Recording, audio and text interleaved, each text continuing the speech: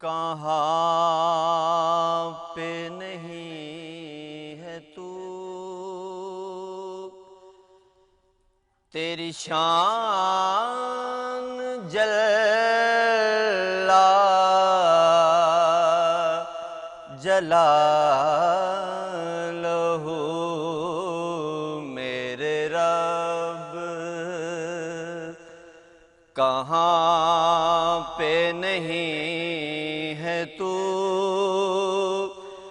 تیری شان جلا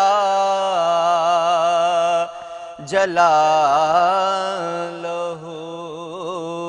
تیری ذرے ذرے میں ہے نمو تیری شان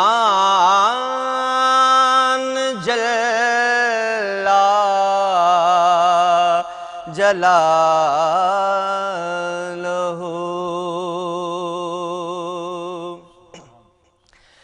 تیری قدرتوں کا شمار کیا تیری وسعتوں کا حساب کیا تو محیط عالم رنگ و بو تیری شان جلا جلالہ تیری شان جلا جلالہ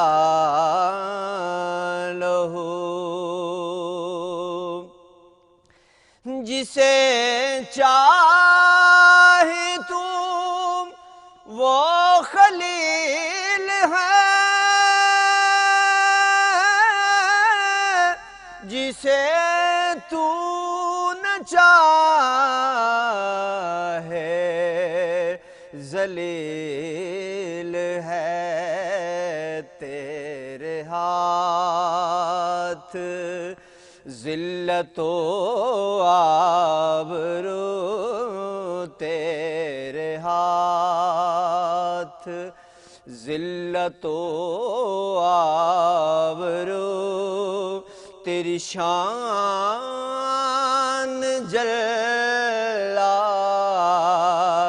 جلالہ میرے رب کہاں پہ نہیں ہے تو تیری شان جلا جلالہ تیری شان جلا جلالہ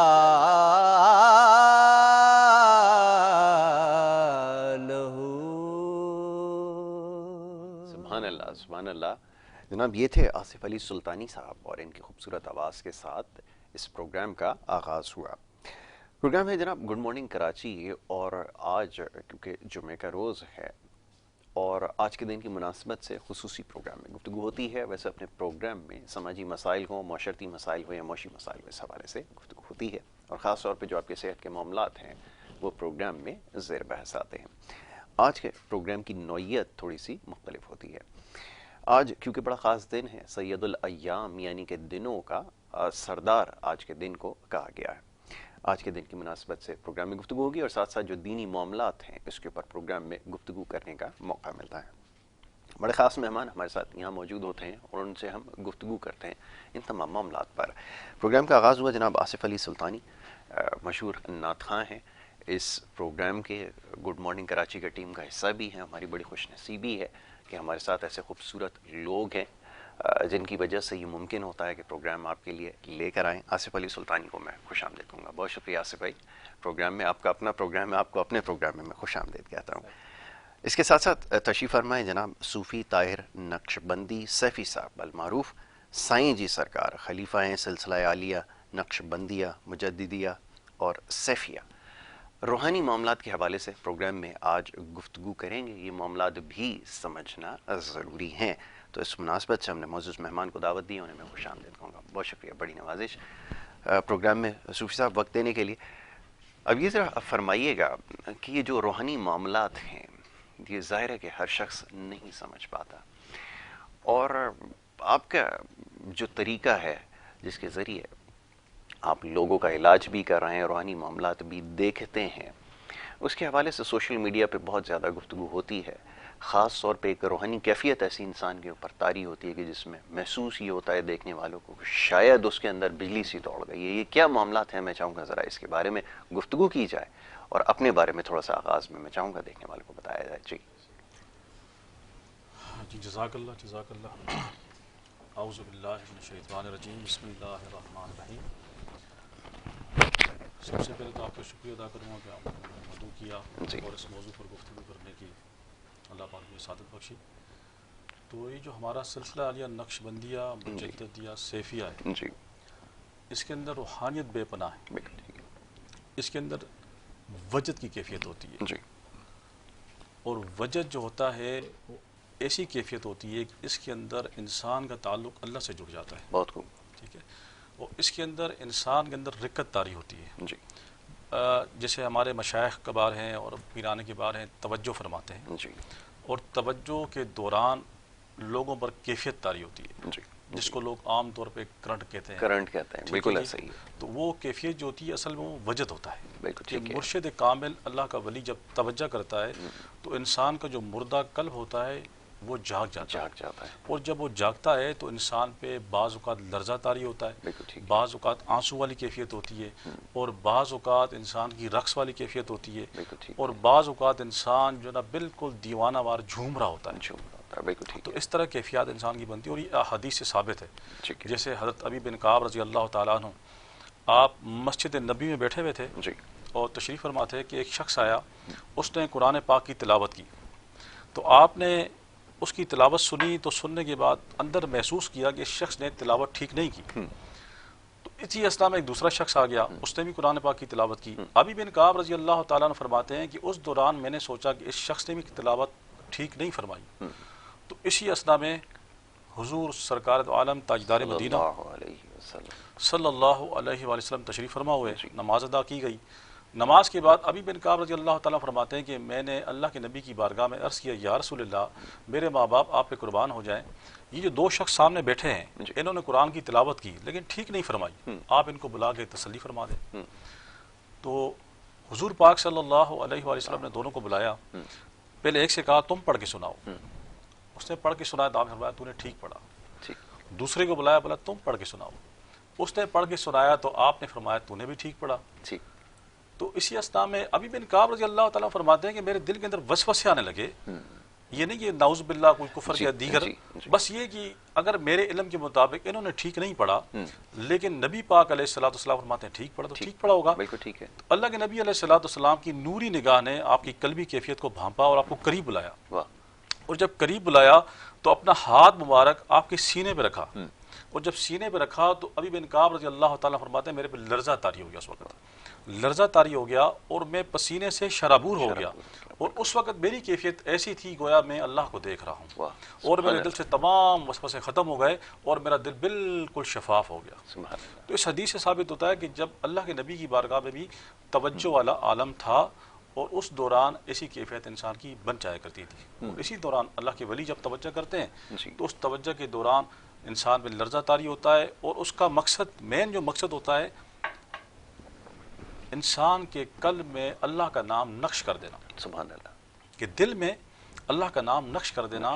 یہ اللہ کے اس ولی کا جو صاحب مسند ہوتا ہے, اس کا مشن ہوتا ہے کہ جو شخص میرے سامنے آ رہا ہے, مجھ سے مصافحہ کر رہا ہوں, اس پہ توجہ کر رہا ہوں, اس کا مردہ قلب جا گیا. جیسے علامہ اقبال فرماتے ہیں نا, دل مردہ دل نہیں اسے زندہ کر دوبارہ, دل مردہ دل نہیں اسے زندہ کر دوبارہ, کہ یہی ہے امتوں کے مرض کہن کا چارہ.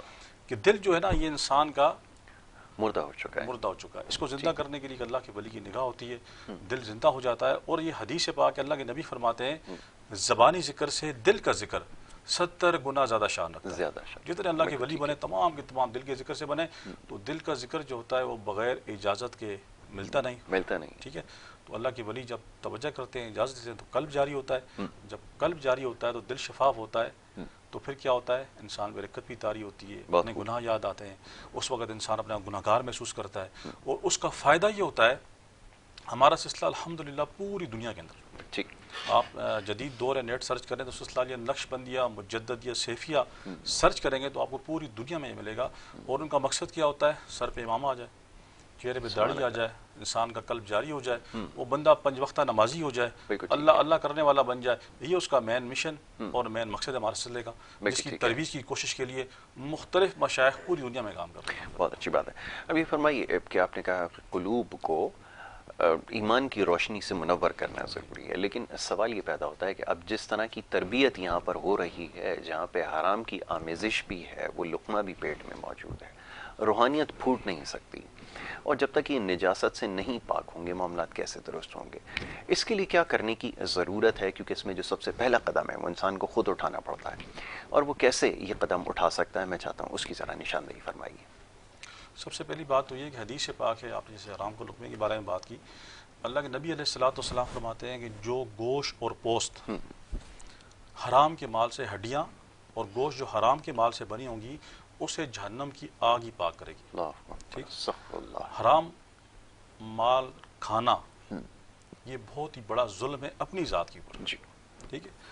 تو یہ جو صوفیہ کرام ہوتے ہیں، صوفیہ کرام کا مشن کیا ہوتا ہے؟ طہارت، پاکی، نفاست، کہ آپ کے قلب کو اتنا روشن کر دے کہ آپ کو حلال اور حرام کی تمیز آ جائے، اور آپ محسوس کریں کہ یہ جو میں کام کر رہا ہوں یہ حلال ہے یا حرام.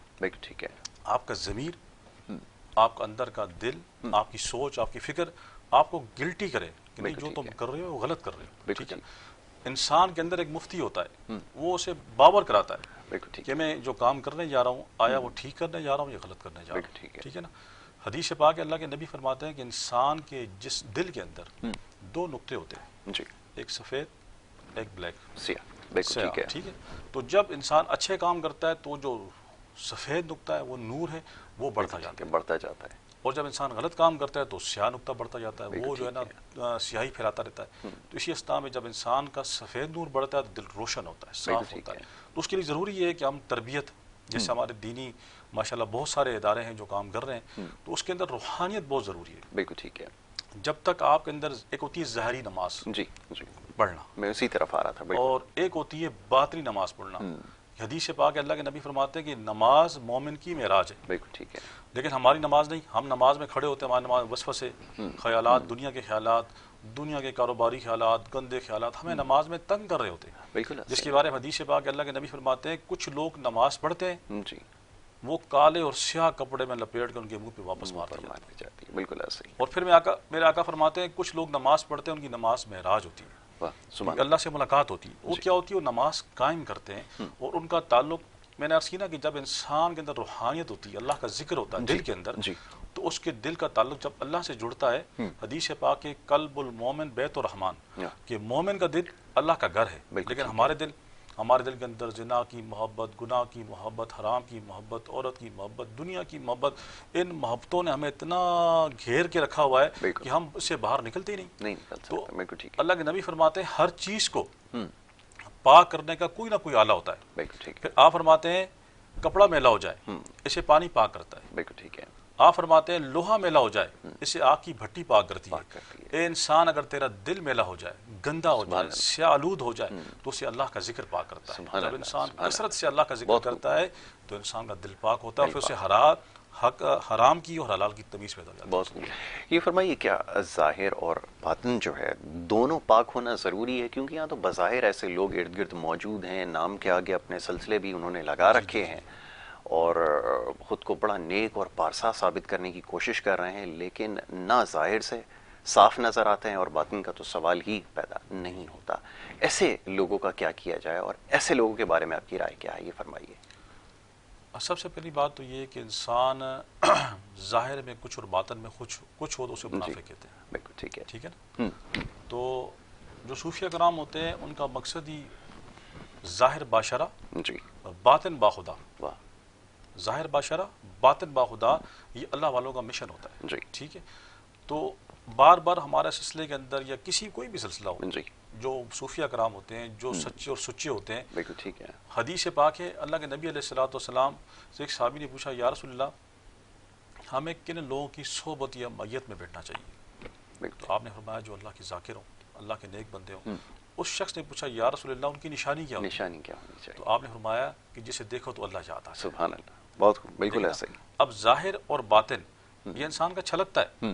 اگر آپ کا باطن صاف ہے، ستھرا ہے، دیکھیں ہر انسان گناہ گار ہے، بالکل کوئی یہ ٹھیک نہیں کہہ سکتا کہ میں پاک ہوں گناہوں سے. بعض لوگ یہ سوچتے ہیں کہ میں نے ظاہری لبادہ اوڑھ لیا تو بس میں تو بڑا نیک ہو گیا، بڑا بالکل ٹھیک پاسا ہے. ہو گیا، اس نے اپنی تباہی کا سامان کر لیا. بالکل ٹھیک ہے. حدیث پاک اللہ کے حدیث قدسی اللہ فرماتا ہے تکبر میری چادر ہے. بے شک. جو تکبر کرتا ہے میری چادر کو نوچتا ہے، اور بالکل. جو میری چادر نوچتا ہے میں اس کی گردن کو توڑ دیا کرتا ہائے ہوں. ہائے. ٹھیک ہے نا؟ تو جیسے آپ نے فرمایا کہ ایسے لوگوں کا علاج کیا ہونا چاہیے جو ظاہری طور پہ کچھ ہوتے ہیں، باطنی طور پہ کچھ باطنی ہوتے طور ہیں. پہ کچھ ہوتا تو ان کا علاج دیکھیں سب سے پہلی بات تو یہ کہ انسان اس کا علاج خود تو کر نہیں سکتا.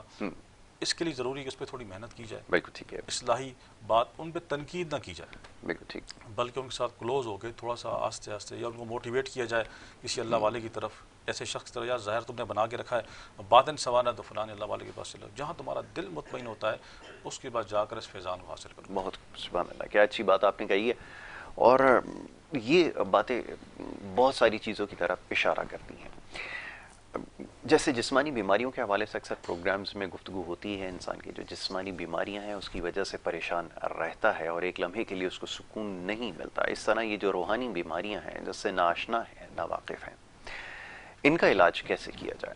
اب ذرا اس چیز کی میں چاہوں گا ذرا نشاندہی فرما دیجئے کہ جو روحانی مسائل ہیں جو لوگوں کو درپیش ہیں، ان کی زندگیاں اس سے متاثر ہو رہی ہیں. بہت سارے لوگ شاید اس سے واقف نہیں ہیں کہ کیا غلطیاں روزمرہ میں ہو رہی ہیں جس کی وجہ سے نقصانات ہو رہے ہیں. میں چاہوں گا ذرا اس کی بھی نشاندہی فرما دیجئے اور کیسے اس کو ٹھیک رکھا جا سکتا ہے. کہ سب سے زیادہ ضروری جس پہ ہم زور دیتے ہیں وہ آپ کی سمت کے اوپر ہے کہ وہ صحیح ہونی چاہیے. اس کے بارے میں کیا ارشاد فرمائیں گے؟ روحانی بیماریاں جو ہوتی ہیں، ایک ہوتی ہے روحانی بیماری جی. اور ایک ہوتی ہے جسمانی بیماری. جی روحانی بیماری جو ہوتی ہے نا وہ کسی اللہ کے ولی کے پاس انسان ٹھیک ہو جاتا ہے، بالکل ٹھیک ہے. لیکن جسمانی بیماری بھی ان کے دربار پہ جا کے ٹھیک ہو جاتی ہے. جیسے میں آپ کو اپنی بات بتاؤں جی کہ جی میں جب اس سلسلے سے وابستہ نہیں تھا جی تو میں نے نیٹ کے اوپر اپنے مرشد مربی آقا و مہربان حضرت خواجہ صوفی سہیل وکیل سرکار دامت برکاتہم العالیہ جو حیات ہیں ماشاءاللہ، اور ایک صوفی ہیں کامل و اکمل بزرگ ہیں، جی تو ان کو میں نے نیٹ پہ سرچ کیا تو میرے دل میں خیال پیدا ہوا کہ یار چلیں ان کا دیدار کرتے ہیں، اگر کچھ ان کے پاس ہوا تو کچھ حاصل کر لیں گے. بالکل ٹھیک ہے. تو میں اپنے صاحبزادے کو لے کر ان کے پاس گیا گلشن حدید. تو وہاں پر ان کا دیدار کیا تو ماشاءاللہ ان کی صحبت کا یہ تاثیر تھی، ان کی نگاہوں کی یہ تاثیر تھی کہ جب میں نے ان سے مصافحہ کیا تو میرے پہ بے خود رکت طاری ہو گئی، بلا سوچے بلا سمجھے، کوئی مطلب نہ سوچا نہ ایسی بات ہوئی. جب رکت طاری ہوئی تو اندر اپنے آپ کو گلٹی محسوس کر، اپنے گناہ یاد آ گئے اور دیگر معاملات. تو اس صورت کے اندر پھر ہم نے دیکھا کہ واقعی اللہ والے جو ہوتے ہیں وہ بڑے باکمال ہوتے ہیں، ان کی نگاہ بڑی باکمال ہوتی ہے. تو روحانی امراض کے طبیب ہوتے ہیں اور جسمانی امراض کے بھی طبیب ہوتے ہیں. تو اس سے بچا کیسے جاتا ہے؟ جی خاص طور پہ وہ خواتین جو گھروں میں موجود ہوتی ہیں اکثر بیمار ہوتی ہیں، جی اکثر پریشان ہوتی ہیں. تو وہ خواتین ایک تو دوپٹہ نہیں اوڑھتی، نمبر دو جب کوئی ہانڈی پکاتی ہیں، سالن پکاتی ہیں، آٹا گوندتی ہیں، جھاڑو پوچھا کرتی ہیں، تو ہر چیز کا الگ الگ طریقہ ہوتا ہے شرعی لحاظ سے. تو اس میں ہانڈی پکائیں جب آٹا گوندیں تو بسم اللہ الرحمن الرحیم پڑھیں، سر پہ دوپٹہ اوڑھ کے تاکہ اس کے بال اس میں نہ جائیں. اور دوپٹہ اتنی بڑی نعمت ہے، اتنی بڑی نعمت ہے ایک عورت کے لیے کہ جو عورت اپنے گھر میں یا باہر دوپٹہ اوڑھ کے رکھتی ہے تو یہ جو شیاطین جنات ہوتے ہیں یہ اس پہ اثر انداز نہیں ہوتے، ان کی نگاہ گندی اس پر نہیں پڑتی. اور اکثر یہ سر کے بال جذب کر کے انسان کے جسم میں حلول کرتے ہیں اور پھر انسان ظاہری طور پر طرح طرح کی بیماریوں میں الجھ جاتا ہے. بالکل ٹھیک ہے. یہ وجہ آپ نے بالکل ٹھیک کہی کہ ان تمام چیزوں کا خیال رکھنا ضروری ہے. ایک چھوٹی بریک کے لیے کہا جا رہا ہے، ایک بریک لے لیتے ہیں، بریک کے بعد جب واپس آئیں گے تو گفتگو کا سلسلہ جاری رکھیں گے. آپ دیکھتے رہیے پروگرام گڈ مارننگ کراچی.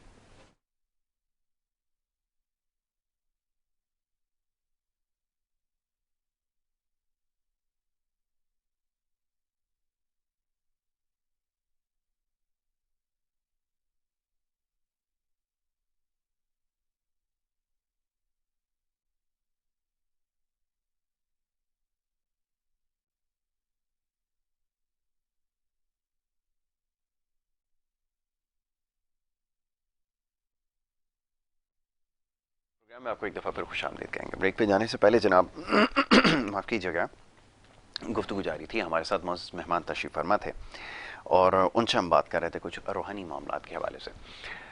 ایک اور بڑے خاص مہمان ہمارے ساتھ بریک کے بعد ہمیں جوائن انہوں نے کیا ہے. ہماری بڑی خوش قسمتی ہے کہ علماء کرام کا ساتھ رہتا ہے اس پروگرام میں اور ان سے بہت کچھ سیکھنے کا موقع ملتا ہے.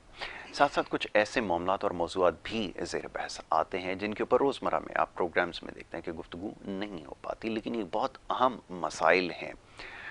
اور خاص طور پہ یہ جو ازدواجی معاملات ہیں جس کے حوالے سے ہم پچھلے پروگرامز میں گفتگو کر چکے ہیں, بہت زیادہ شکایات اور بہت سارے لوگوں کے پیغامات موصول ہوتے ہیں. اس کے اوپر آج بات کرنے کا موقع ملے گا ہمارے دوسری جو مہمان شخصیت ہیں. ہمارے ساتھ مختلف پروگرامز میں آپ انہیں دیکھتے ہیں, مشہور و معروف عالم دین ہیں اور ہماری بڑی خوش قسمتی ہے. میں ہمیشہ کہتا ہوں کہ ہمیں ایسے لوگوں کا ساتھ نصیب ہوا ہے جن سے ہمیں سیکھنے کا موقع ملتا ہے. جناب علامہ عبدالخالق قادری عالم دین ہمارے ساتھ یہاں موجود ہیں, ان کو میں خوش آمدید کہوں گا. بہت شکریہ علامہ صاحب پروگرام میں ہمیں وقت دینے کے لیے. علامہ صاحب, بہت سارے سوالات میرے پاس آ رہے ہیں سوشل میڈیا کے ذریعے, فون کالز کے ذریعے, اور پچھلی کئی نشستوں میں جو ہماری گفتگو ہوئی ہے مختلف معاملات کے حوالے سے, خاص طور پہ جو اس میں ازدواجی معاملات تھے اس کے اوپر جو ہے وہ ہم تفصیل سے گفتگو نہیں کر سکے تھے, لیکن میں چاہوں گا کہ آج اس حوالے سے بات کریں. آج سب سے بڑا مسئلہ یہ ہے کہ سوشل میڈیا پہ بھی ایک روز پہلے ہی میں نے یہ دیکھا ہے کہ اس حوالے سے گفتگو ہو رہی ہے کہ جو ازدواجی معاملات میں خرابی اور جو طلاقوں کی شرح میں بے پناہ اضافہ ہوا ہے اس کی وجوہات کیا ہیں. میں چاہوں گا پہلے تو تھوڑا سا اس حوالے سے بات ہو جائے کہ کس کی گھر میں کیا ذمہ داری ہے, جو سربراہ ہے اس کی کیا ذمہ داری ہے, اور اس کے بعد جو سلسلہ چل رہا ہے اس کی کیا ذمہ داری ہے, اس کا تھوڑا سا تعین ہو جائے, پھر اس کے بعد میں سلسلے کو آگے بڑھاتا ہوں. جی. نحمدہ ونصلی ونسلم علی رسولہ الکریم, اما بعد فاعوذ باللہ من الشیطان الرجیم, بسم اللہ الرحمن الرحیم. سب سے پہلے تو میں K21 چینل کا شکریہ ادا کرتا ہوں کہ جنہوں نے مجھے ہر بار یاد کیا ہے, اور آج بھی, اور یاسر بھائی جیسے اینکر ماشاءاللہ اللہ ان کو سلامت رکھے, بہت خوش اخلاق اور خوش ان کا لک ہے, جو خوب روح ہیں, تو ان کا اخلاق بھی اللہ نے ایسا بلند فرمایا. اللہ پاک ان کی آخرت بھی بہتر فرمائی. ہم گناہ گاروں کی دعا ہے. تو یاسر بھائی آپ نے بہترین ٹاپک لیا ہے آج کہ میاں بیوی کے حقوق. تو یہ اختلاف, جھگڑے اور یہ کیوں ہوتے ہیں, ان کی بنیادی جو وجہ ہے نا وہ یہ ہے کہ حقوق, پہلی بات تو یہ کہ میاں اور بیوی کے حقوق کا علم نہ ہونا سب سے پہلی. دوسری بات ان حقوق کا لحاظ نہ رکھنا. بہت ایسا ہی. اب یہ ابتدا کہاں سے ہوتی ہے؟ یہ ابتدا ہوتی ہے والدین کی طرف سے. ایک بچی جیسے ہی آنکھ کھولتی ہے اپنی ماں کا رویہ دیکھتی ہے. بالکل ٹھیک ہے. یہ یاد رکھیں, بچی اپنی ماں کو کاپی کرتی ہے. ایسا ہی ہے کہ اس کی ماں کیسا رویہ ہے اس کا گھر میں, بالکل ٹھیک, اپنی ساس کے ساتھ, اپنی نند کے ساتھ, اپنے شوہر کے ساتھ, کیا اب وہ اس کو بولنے کی ضرورت نہیں ہے, وہ ڈیولپ ہوتا رہا, اس کے اندر ہو رہا ہے. اس طرح کے معاملات. ایک تو یہ تربیت ہے. اپنی بچی کو خاص طور پر یہ دیکھا جاتا ہے کہ جب شادی ہونے والی ہوتی ہے نا تو اس کی بہنیں, اس کی ماں اس کو ایسا بھرتی ہیں کہ کبھی بھی نیچے نہیں ہونا ہے, ایک بار ہو گئی تو پھر دب جاؤ گی, مر جاؤ گی, نیچے نہیں ہونا, یہ خیال کرنا ہے, اوپر رہنا ہے. یہ تو بہت ظلم ہو رہا ہے اس بچی کے ساتھ جس کے کان بھرے جا رہے ہیں. پھر بیٹے کے کان بھرے جاتے ہیں کہ بیٹا کچھ بھی ہو جائے, بیوی بیوی ہوتی ہے, اس کو نیچے رکھنا ہے, کبھی اس کی بات ماننی نہیں ہے, کبھی دل کی بات کرنے نہیں ہے ورنہ وہ تباہ کر دے گی. اب کیا ہے, یہاں سے بھی طوفان بھرا ہوا ہے, وہاں سے بھی طوفان. اب یہاں یہ محبت کا رشتہ ہے. یہ میاں بیوی کا وہ رشتہ ہے کہ باپ بھی مر جائے گا, ماں بھی مر جائے گی, سارے رشتہ دار. یقین سے کہتا ہوں کہ کبھی کبھی تو اولاد بھی ساتھ نہیں دیتی, یہ بیوی ساتھ دیتی ہے, شوہر ساتھ دیتا ہے. یہ اتنا زندگی بھر کا تعلق ہے. اب کیا ہو رہا ہے کہ ابتدا یہاں سے ہی وہ بم بارود بھر کے آئی ہے, یہاں سے بھی ہتھیار اٹھائے کھڑا ہوا ہے. تو یار یہ جنگ شروع ہونی ہے, کوئی گھر تھوڑی چلنا ہے. بالکل ایسا ہی. اب وہ ابتدا ایسے ہے کہ اب وہ کیا بدگمانیوں کا سلسلہ, تربیت کا فقدان, حقوق کا علم نہ ہونا, حقوق کا لحاظ نہ رکھنا. اب پھر بدگمانی ایسے پیدا ہوتی ہے کہ اس نے سہاگ رات مجھ سے ایسے بات کی تھی, اس نے مجھے ایسے کیا تھا. اب یہ بدگمانیاں شروع ہونا تو یہ چاہیے تھا کہ آپ ان کی ایسی تربیت کریں, اللہ تبارک و تعالیٰ کا کلام پڑھائیں اپنی بچی کو, سورہ نور کی تعلیم دیں, پردہ, چادر, چار دیواری کی تعلیم دیں, شوہر کے حقوق کے سمجھائیں, اور شوہر جو بیٹا ہے اس کو ازدواجی زندگی میں بیوی کے حقوق سمجھائیں، بچوں کے حقوق سمجھائیں، گھر والوں کے حقوق سمجھائیں، کس طرح کرنا ہے، کیا کرنا ہے. اگر یہ تعلیم ہوتی تو آج معاشرے میں طلاق کا ریشو بڑھتا نہیں، ہوتا ہی نہیں. آج ہمارے یہاں کیا ہے، میں معذرت کے ساتھ کہہ رہا ہوں، ہمارے یہاں ہندوستان کی رسمیں چل رہی ہیں. ایسا ہی ہے، ایک شادی دوسری شادی کرنی نہیں ہے، اب دوسری شادی کو گالی سمجھا جا رہا ہے بدقسمتی سے.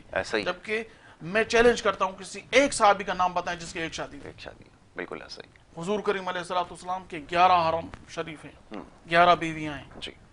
حضرت علی کرم اللہ وجہہ کی بیوی فاطمہ کے علاوہ 8 بیویاں ہیں. کیا ہے یہ سلسلہ؟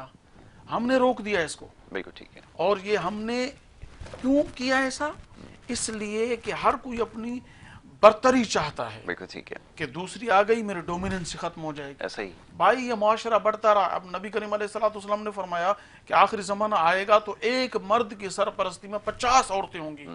آپ نکاح کو بڑھائیں گے نہیں، کیا ہوگا؟ گمراہی ہوگی. بالکل ایسا ہی. اب یہ فرینڈ سرکل کا سلسلہ اسلام تھوڑی سی اس کی اجازت دیتا ہے. آپ کو جو لڑکی اچھی لگتی ہے آپ اسے نکاح کر لو، بہترین طریقہ ہے. اب کیا ہو رہا ہے کہ وہ بدگمانیاں ہو رہی ہیں، کہیں اور تمہارا تعلق ہو گیا ہے، کسی اور کے ساتھ تم شادی کرنا چاہتے ہو، شادی کر لی ہے تم نے.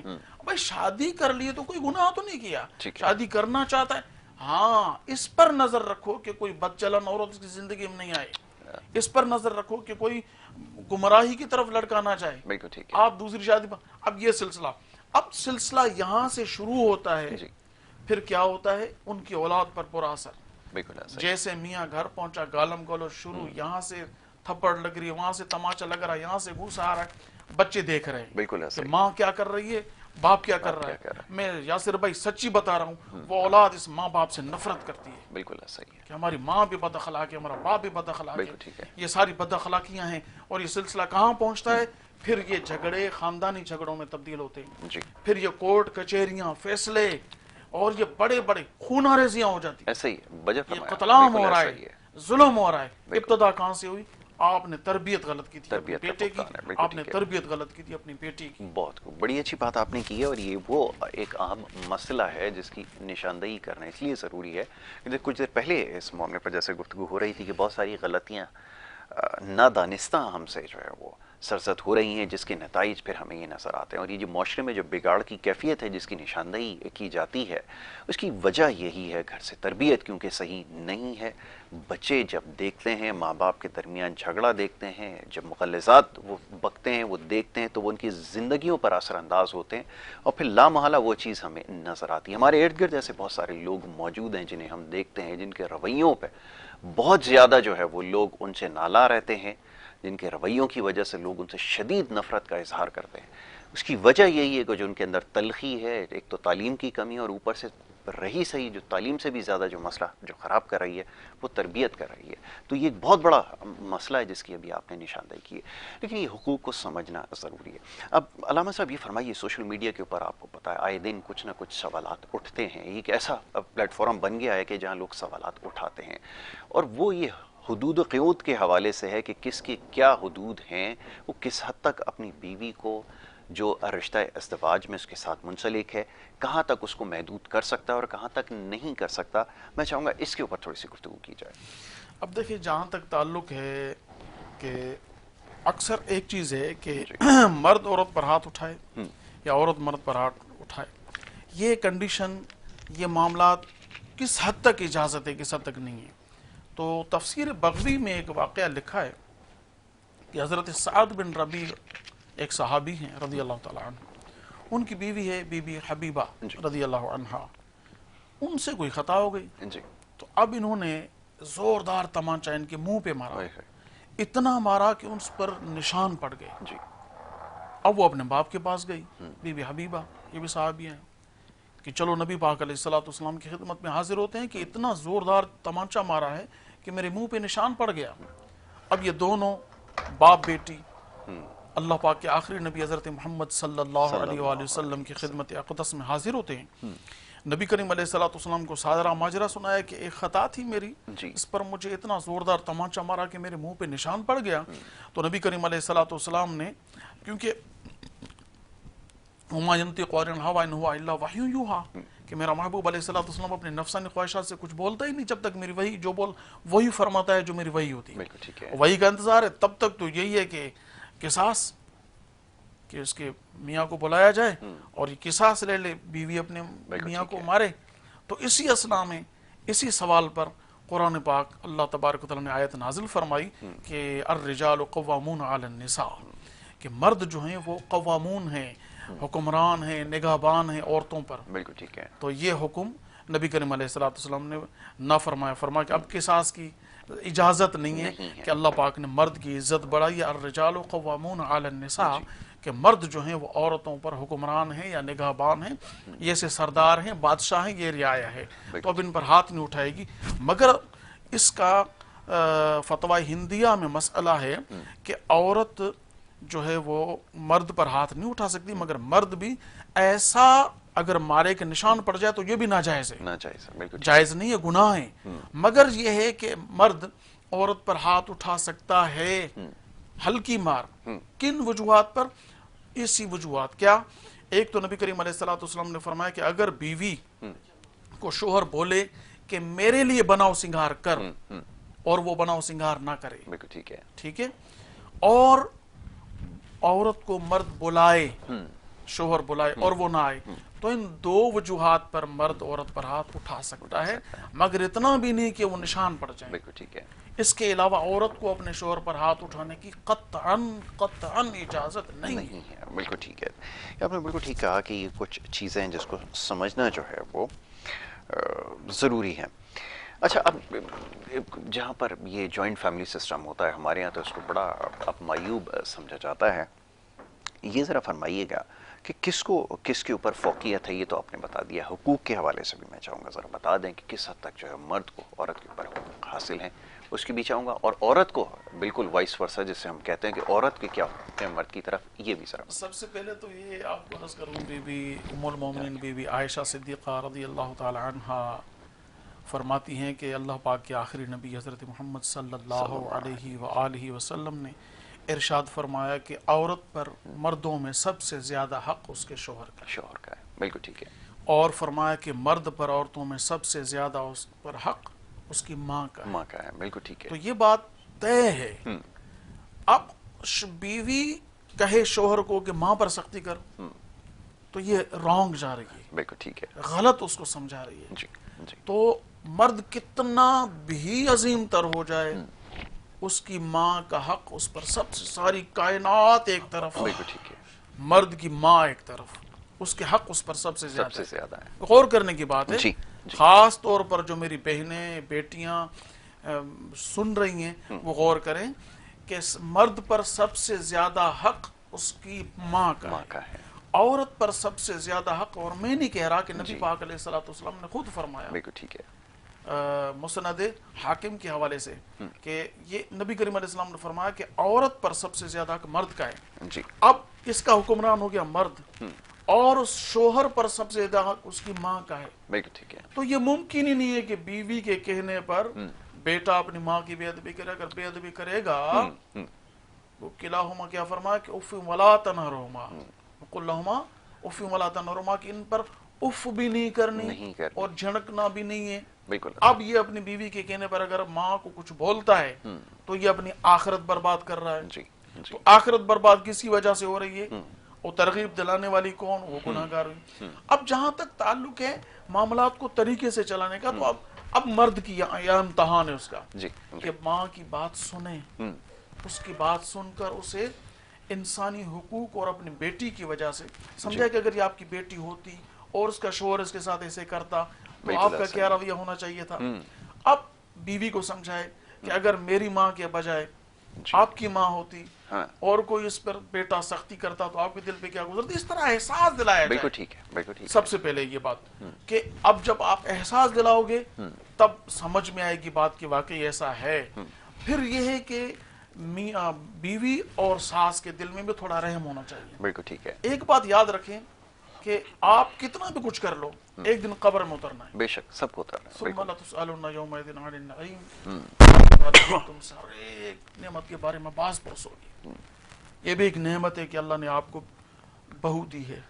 یہ بہو پر بھی ایک نعمت ہے کہ اس کو اللہ پاک نے سانس دی ہے بالکل ٹھیک کہ ہے. جس کی دعا سے اب دیکھیں نا نبی کریم علیہ السلام فرمایا کہ ماں اور باپ کی دعا یا بد دعا اولاد کے مرد نہیں ہوتی. اب بیوی اگر اپنے شوہر کو کامیاب دیکھنا چاہتی ہے تو شوہر کو ایسا بنائے کہ وہ اپنی ماں سے دعائیں لے. کیا کہہ رہے ہیں, بہت خوب.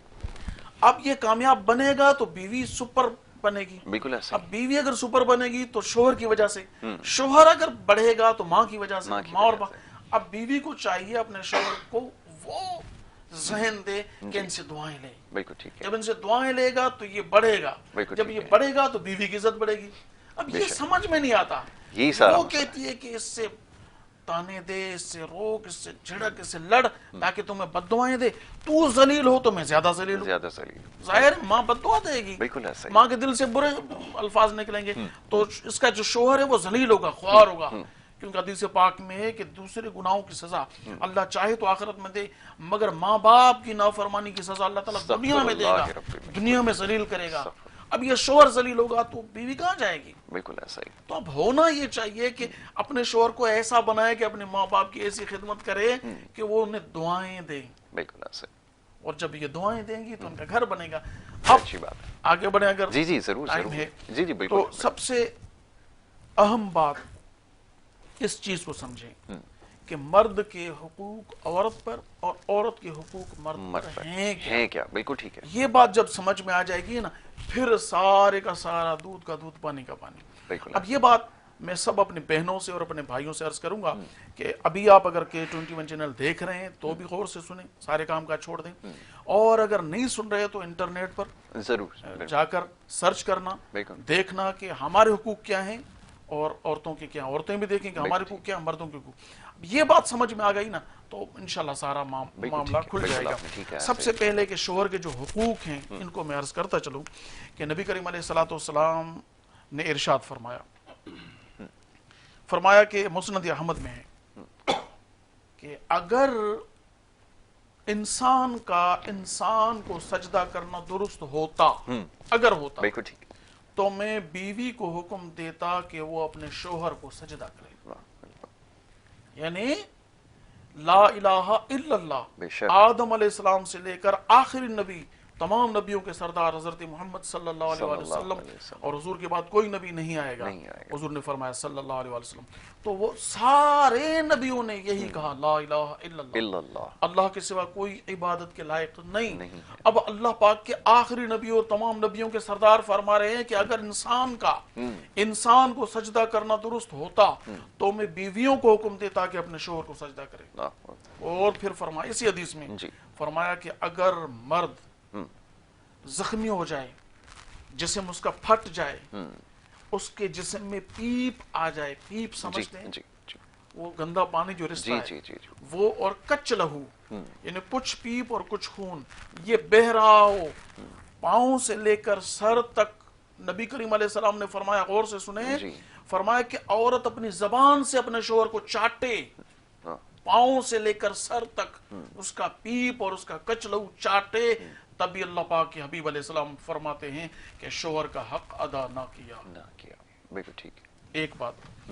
اور دوسری بات نبی کریم علیہ السلام نے یہ بخاری مسند احمد بیان کی. اب بخاری شریف کا حدیث پاک کہ شوہر اپنی بیوی کو اگر بلائے, انڈرسٹوڈ ہے, آپ سمجھ رہے ہیں, وہ بلائے اور عورت نہ جائے اور وہ غصے سے ساری رات گزارے تو صبح تک, یہ بخاری شریف حدیث پاک ہے کہ اللہ پاک کے فرشتے اس عورت پر لعنت کرتے رہتے.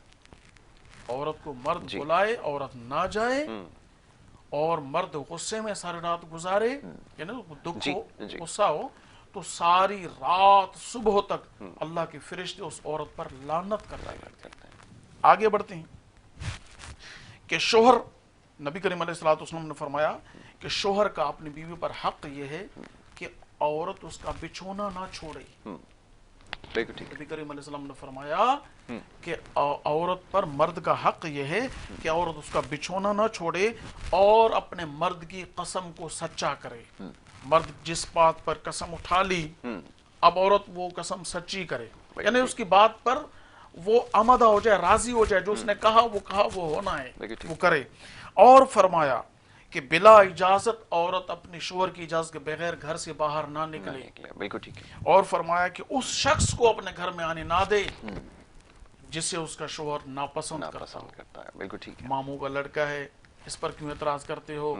تمہارے ذہن میں برائی ہے، تمہارے خیالات میں برائی ہے، تمہارے ذہن میں گند ہے، یہ میرے ماموں کا لڑکا، یہ میرے چاچا کا لڑکا. شوہر پسند نہیں کرتا تو اللہ پاک کے حبیب علیہ السلام نے فرمایا کہ تمہیں اجازت نہیں ہے، جیسے تمہارا شوہر پسند نہیں کرتا اسے گھر نہ آنے دو. بالکل ٹھیک ہے. یہ عورت پر لازمی ہے. یہ نہیں بولے گی کہ میرے یوں ہے، میرا وہ ہے. تو اب شوہر پسند نہیں کرتا، بالکل ٹھیک ہے، نہیں آنے دینا. کس نے کہا؟ جو آپ کا اور میرا نبی اولا بالمومنین من انفسہم، کہ نبی مومنوں کی جانوں سے زیادہ ان کے مالک ہیں. وہ فرما رہے ہیں کہ نہیں ہے اجازت، بس شوہر نے پسند نہیں کیا عورت اس کو آنے نہ دے. اور فرمایا معجم کبیر کی حدیث اور ترمذی شریف میں ہے کہ عورت اس حال میں مری کہ اس کا شوہر اس سے راضی تھا تو اللہ تبارک و تعالیٰ اسے جنت میں داخل فرمائے گا. اور نبی کریم علیہ السلام نے 4 چیزیں ارشاد فرمائی کہ جو عورت رمضان 5 وقت کی نماز ادا کرے، رمضان شریف کے روزے رکھے، 4 چیزیں. جو عورت 5 وقت کی نماز ادا کرے اور رمضان شریف کے روزے رکھے اور اپنی عفت کی حفاظت کرے. اپنی عفت یعنی اپنے دامن کو میلا نہ کرے. سمجھ رہے ہیں آپ؟ یعنی کسی غیر مرد کے ساتھ ناجائز تعلقات نہ رکھے، اپنی عفت کی حفاظت کرے اور اپنے شوہر کی اطاعت کرے، فرما برداری کرے. تو اللہ پاک کے آخری نبی، تمام نبیوں کے سردار حضرت محمد صلی اللہ علیہ وسلم نے فرمایا کہ قیامت کے دن جس دروازے سے چاہے جنت میں داخل ہو جائے. سبحان اللہ. بہت خوب. اچھا علامہ صاحب، اب وقت کیونکہ محدود ہے اور بہت سارے اور دیگر معاملات ہیں جس پر بات کرنی ہے ضروری. دوسرا ایک مسئلہ آج کل جو معاملات زیر بحث آ رہے ہیں وہ یہ کہ ہم جا بجا دیکھتے ہیں کہ یہ محفل میں بیٹھ کے لوگ ایک دوسرے کے بارے میں بات کرتے ہیں. شوہر حضرات بیٹھے ہوتے ہیں تو اپنی بیوی کی برائیاں، اور بیویاں اگر بیٹھی ہیں تو جگہ شوہروں کی برائیاں ہو رہی ہیں. یہ ایک بڑا عام آپ سمجھ لیں کہ ایک فیشن سا ایک بن گیا کہ کسی بھی جگہ آپ جا کر بیٹھیں یہی گفتگو ہو رہی ہوتی ہے کہ وہ اپنے شوہر کی خامیاں لوگوں کے سامنے بتا رہی ہوتی ہے اور یہ بیٹھ کے اپنی بیوی کی جو ہے وہ برائیاں کر ہوتے ہیں. یہ سارا کیا مان رہا ہے؟ یہ میں آپ کو عرض کروں کہ وہی بات ہو گئی کہ تربیت نہیں ہے، علم نہیں ہے، سمجھ نہیں ہے. اب آخر میں آپ نے جو بہترین نقطہ اٹھایا اس میں یہ ہے کہ عورت کے حقوق کیا ہیں، تھوڑا سا اس پر بھی کہ مرد کے حقوق تو ہو گئے، اب عورت کے نہیں ہے. کہ اللہ پاک نے قرآن میں ارشاد فرمایا سورہ نساء میں وَعَاشِرُوهُنَّ بِالْمَعْرُوفِ، کہ اپنی عورتوں سے بہترین معاشرت کرو. اور نبی کریم علیہ السلام نے فرمایا کہ عورت کے حقوق یہ ہیں کہ ان سے بھلائی کرو، عمدہ لباس اور عمدہ کھانا کھلاؤ.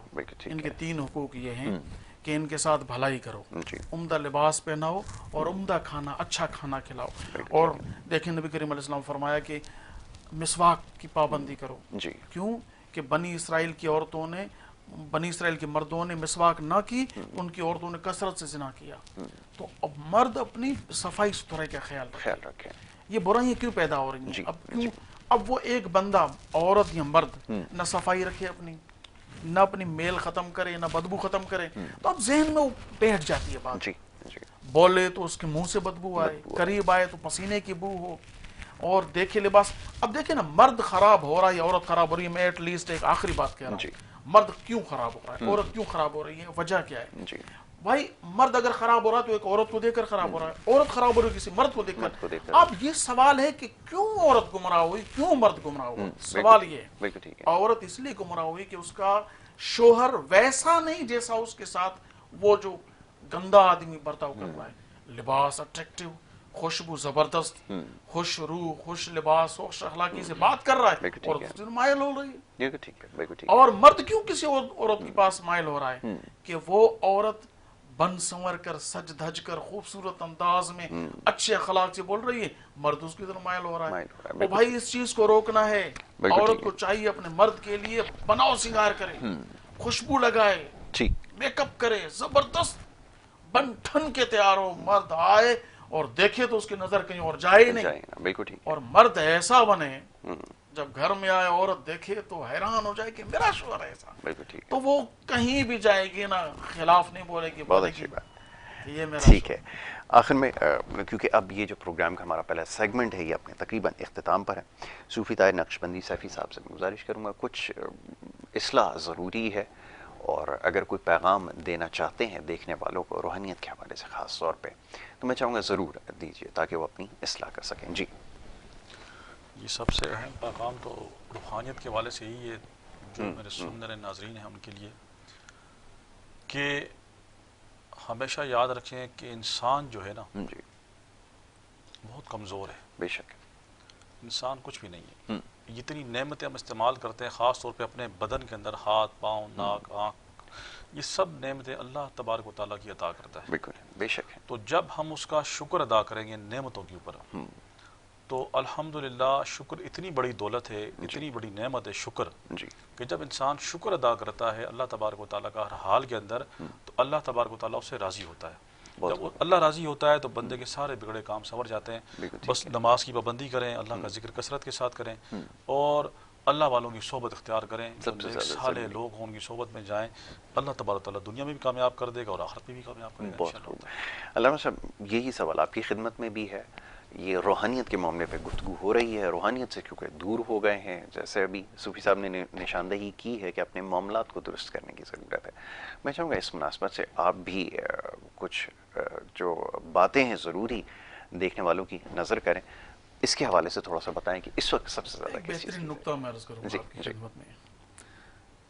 انسان اپنا ظاہر کیوں سجاتا ہے؟